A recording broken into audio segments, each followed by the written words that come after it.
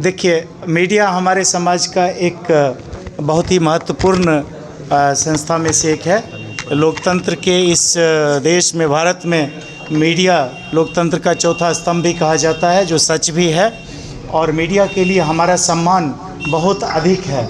और जिस सामाजिक और शैक्षणिक और राजनीतिक लाइफ में हम लोग मीडिया का योगदान देख रहे हैं, उससे कहीं बढ़ के विकास की चीज़ों में मीडिया का योगदान रहता है। तो हम लोगों ने ट्रस्ट के माध्यम से भी ये कोशिश की है कि अपने मीडिया बंधुओं का जो सम्मान है उसको हम लोग प्रमाणित करें कि हम लोग दिल से मीडिया का सम्मान करते हैं।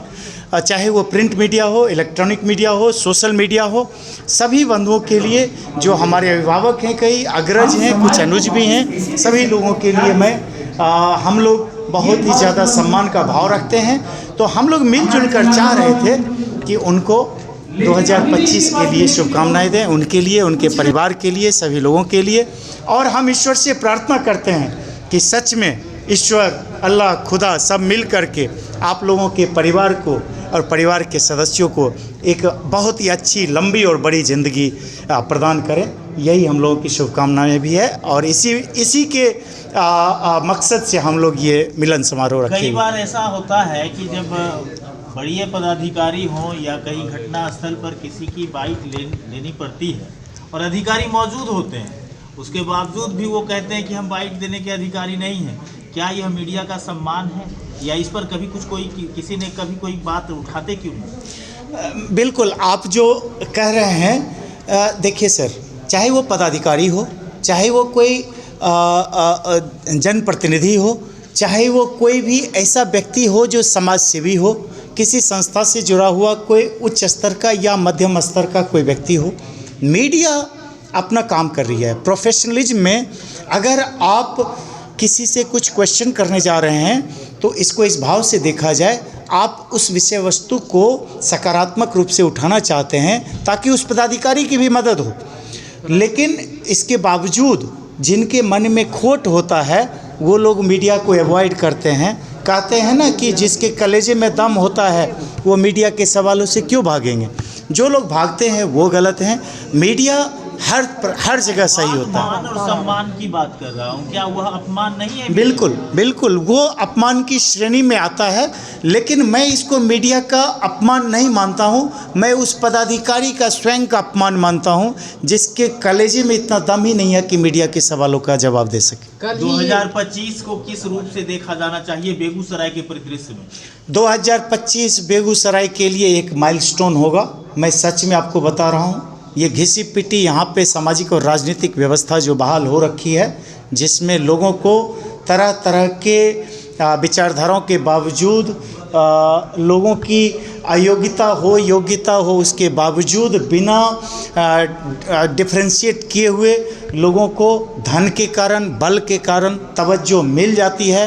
बेगूसराय एक उदाहरण पेश करने जा रहा है। और 2025 शायद ये साल होगा जब बेगूसराय एक क्रांतिकारी रूप से ये निर्णय लेने जा रहा है कि यहाँ धन की भी नहीं चलने वाली है, बल की भी नहीं चलने वाली है, यहाँ उसी की चलने वाली है जिसकी नीयत सही हो, विकास की हो, निष्ठा की हो, वफा की हो, और जो देश प्रेमी हो, देशभक्त हो, राष्ट्रवाद के झंडे को लेकर के आगे चलना चाहिए। जिस क्षेत्र में राजनीतिक यात्रा की तैयारी आपकी चल रही है, वहाँ पे कई सारी प्राकृतिक संपदाएं, या कहिए तो जिले की कई प्राकृतिक संपदाएं, जैसे बहुत सारी ऐसी नदियां हैं। ले जाऊंगा, कुछ सालों पहले जब इंटरलिंकिंग ऑफ रिवर का एक प्रोजेक्ट था जो गोल्डन क्वाड्रेंटल से भी बेहतर प्रोजेक्ट था, और कहीं न कहीं वो दबा के रख दिया गया। इसलिए दबा के रख दिया गया कि उन मुद्दों से खास करके उन लोगों को बहुत ज़्यादा फ़ायदा होता हुआ दिख नहीं रहा था, क्योंकि ये विकास का मुद्दा था मुख्य रूप से, और ये हंगामा खड़ा करने का मुद्दा नहीं था। मैं आज भी इस बात से, जो अटल बिहारी वाजपेयी का सपना था, ये इंटरलिंकिंग ऑफ रिवर, अगर वो कर दिया जाए तो बाढ़ की समस्या से भी निदान मिल जाएगा और सूखे की भी समस्या से बहुत बड़े स्तर पे किसानों को राहत मिलेगी। और ये जो प्रोजेक्ट है हिंदुस्तान में जब तक होगा नहीं तो किसान वर्ग कमज़ोर महसूस करेगा, कीमती महसूस नहीं कर सकता है। क्या लगता है सर कि आने वाला 2025 में मटिहानी और बेगूसराय, इन दोनों को विंग कमांडर कैसे खिलता देखना चाहते हैं? देखिए सर, ये तो मेरा, आप हमको लगता है 2025 के लिए शुभकामनाएं दे रही हैं कि विंग कमांडर रंजीत कुमार जो मैं इस रूप में राजनीति में और समाज सेवा में लगा हुआ हूं, तो आप शायद मुझे शुभकामना देना चाह रहे हैं कि मैं सफल हूं, लेकिन मैं सच बता रहा हूं, मेरी सफलता चुनावी रूप से जीत हार से नहीं है।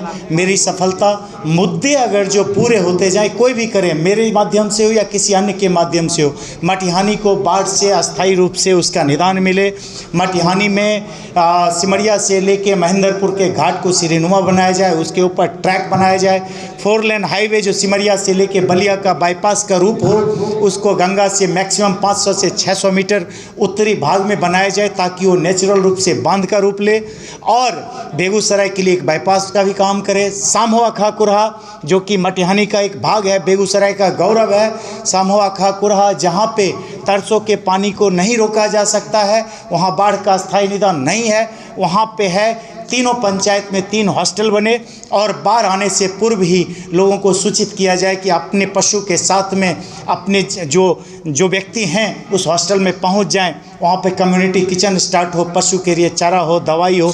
हम जिस सपने को लेकर चल रहे हैं, ये सपना हमारा साकार होगा, पूरा होगा, आज नहीं तो कल अवश्य पूरा होगा। अगर जो निष्ठा हो, नियत हो, वफा हो, तो मैं बता रहा हूँ कि अगर हम उस पर लगे हैं तो यही मैं बता रहा हूँ, चुनाव जीत हार आना जाना ये सब अलग मुद्दा है। मटिहानी का बेटा अब मटिहानी के लिए मरने के लिए तैयार है। Thank you so much.